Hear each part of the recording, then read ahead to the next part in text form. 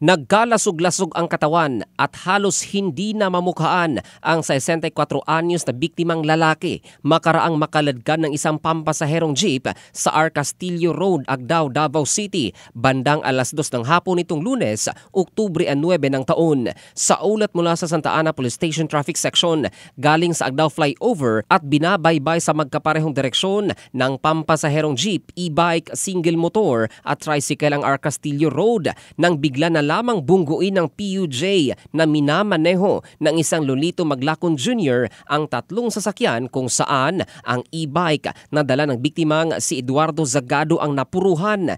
Pumailalim sa jeep si Zagado na nakaladkad ng ilang metro dahilan para magkalasog-lasog ang kanyang katawan. Maliban sa isang nasawi, sugatan din ang driver ng motorsiklo maging ang mga pahinante ng tricycle kabilang ang 11 buwang sanggol.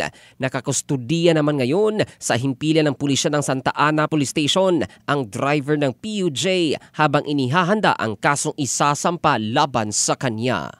Ang balitang ito ay hatid ng Drive Max Adult Herbal Capsule para sa lalaking laging umaangat. Ito si Jofel Candado in the heart of changing lives ng Brigada News Philippines, the Music and News Authority.